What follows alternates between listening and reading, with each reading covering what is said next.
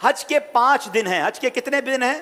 8, 9, 10, 11, 12 ذوالحجہ. 8 ذوالحجہ کو حاجی نے جانا ہوتا ہے مینا، اور وہاں ہم نے 5 نمازیں پڑھنی ہیں. 5 نمازیں پڑھنا وہ سنت ہے: ظہر، عصر، مغرب، عشاء اور 9 کی فجر. ٹھیک ہے، this is the most crucial and most important day of حج.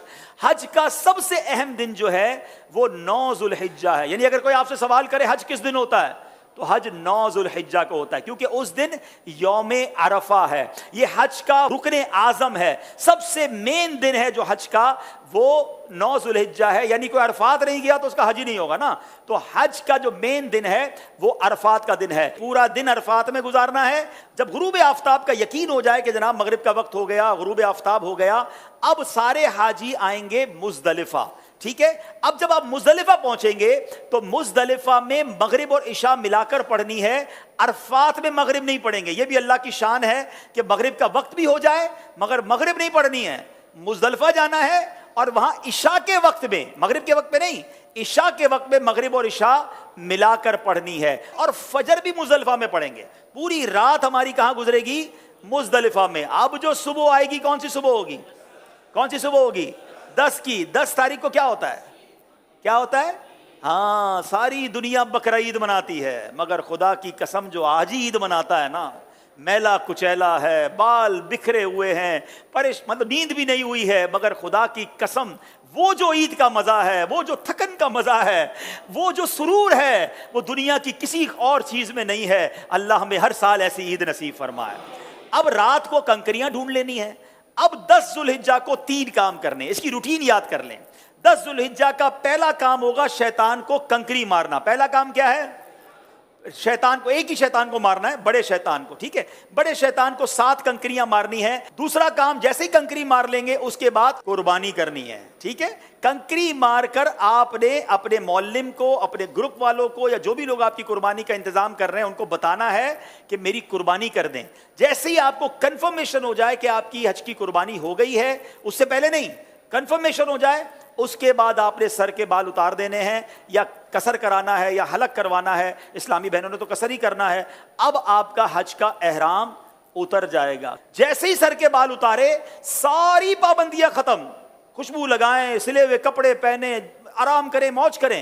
صرف مرد و عورت کی پابندی ابھی باقی ہے، وہ طواف الزیارہ کرتے ہوئے وہ بھی ختم ہو جائے گی. تو آپ ریلیکس ہو جائیں. حج از ناٹ دیٹ ڈیفیکلٹ جتنا لوگ اس پر ہوا بنا لیتے ہیں. ایزی ہو جائیں. اب 10 ذوالحجہ کو، اب جب آپ نے سارے کام کر لیے تو افضل تو یہ ہے کہ 10 تاریخ کو ہی طواف الزیارہ کر لیا جائے.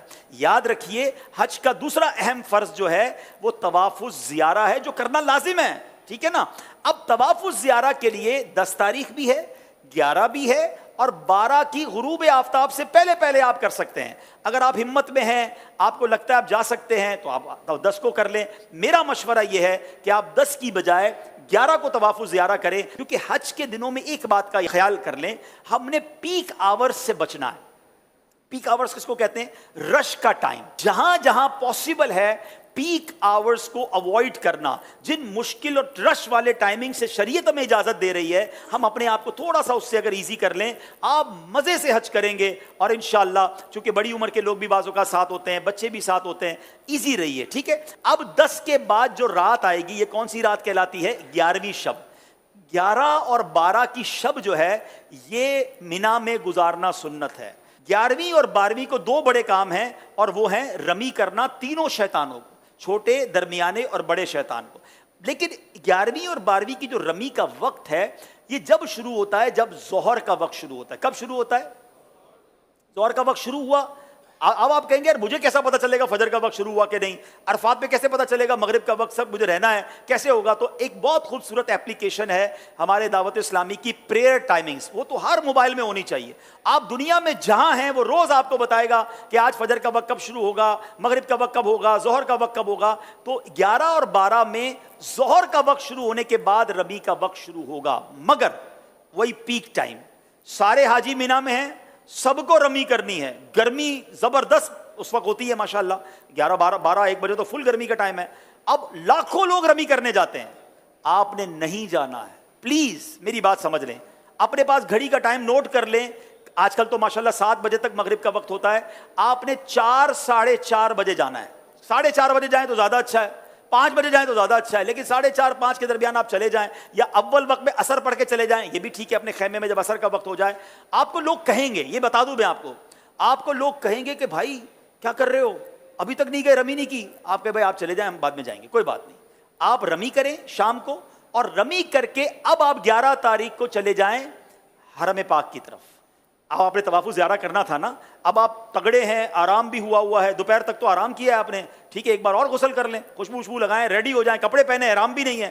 اب آپ رمی کریں اور رمی کر کے سیدھا مکے چلے جائیں. اب حرم پاک جانے کے لیے باقاعدہ وہاں پیدل چلنے کا ایک راستہ ہے، ٹیکسی میں مت جائیے گا.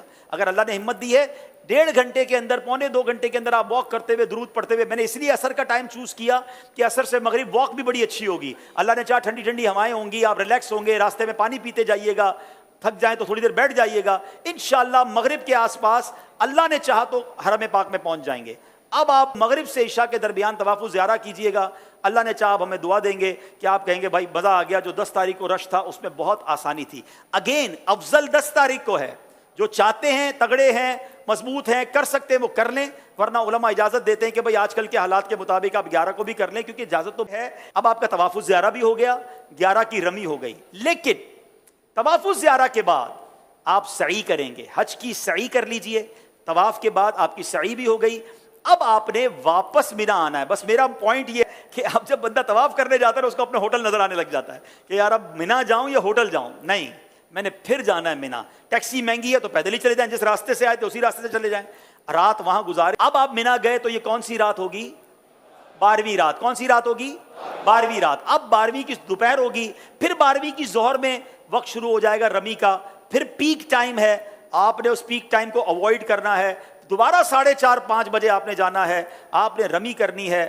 آپ کے 5 دن پورے ہو گئے، آپ واپس مکے آئیے. سبحان اللہ. اب جب تک آپ مکے میں ہیں مکے میں رہیے، خوب طواف کیجئے. اب ایک واجب آپ پر باقی ہے کہ جب بھی آپ مدینہ شریف جائیں یا پاکستان واپس آ رہے ہوں، آپ نے طواف رخصت کرنا ہے، اور یہ آپ کا واجب ادا ہو جائے گا. تو یہ آپ کا انشاءاللہ آلموسٹ حج کمپلیٹ ہو گیا.